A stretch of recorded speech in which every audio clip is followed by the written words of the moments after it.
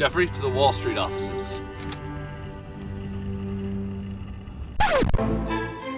This is a full-fledged luxury sedan, but it's not German, it's not British, it's not even Japanese.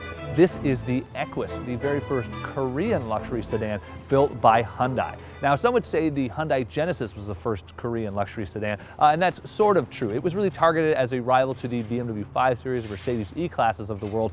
This, however, is what Hyundai really wants to take on the big boys. This is, sort of pegged as a rival to the S-Class and the 7 Series. Although, to be honest, being a Korean automaker and coming from the outside, at best, we're looking at a Lexus LS rival. Now, the Equus has everything you'd expect from a proper luxury sedan. It's V8 powered and rear-wheel drive. Under the hood here is a 4.6-liter V8 that makes 385 horsepower and 324 foot-pounds of torque, which is some serious motivation. But it really isn't about, the all-out acceleration with this car. 0 to 60 is 6.5 seconds. It's more about, the relaxed feeling and the great drive, especially if you're being chauffeured around in the back. And with all the right ingredients, the Equus even looks like a proper luxury sedan. It's, these beautiful 19-inch wheels, great stance, and it's just really, really large, lots of chrome on it too. So it looks proper, and importantly, there's only one Hyundai badge on it on the back. So for the most part, people wouldn't even know what it is, and when it's driving along, most people probably think it's an S-Class. So that's a great sign.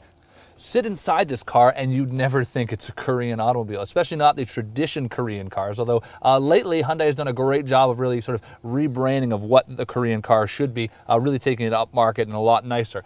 In here though, it is a big step forward even from what we've been used to lately. We've got real wood, on the steering wheel, on the dash. It looks a little chintzy though and almost a bit dated, which is problematic, especially if you're gonna put this up against some serious German and Japanese metal.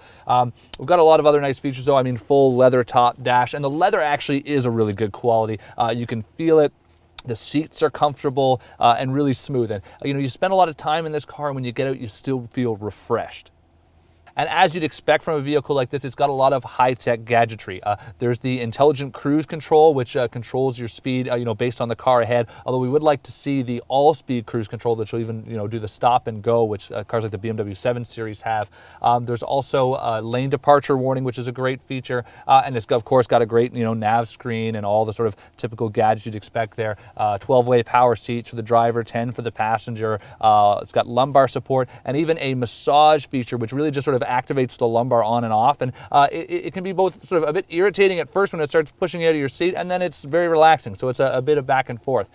There are a lot of great features. There's also a air suspension system, and you just press the sport button and it will stiffen it up, and you can also raise and lower the car's ride height at the push of a button. With an extra 4 inches of space between the wheels compared to the Genesis sedan, it's definitely a luxury oasis here in the back seat. There's tons of room, and if you want even more, there's great controls here. You can move the passenger seat up to give you a little extra space, and that's great because you might want to recline your chair as well. So you can do that while you're fiddling around on your iPad. And should you happen to notice the paparazzi around the corner, you can just close the screens on the windows, and there's even one on the back, and you're all set.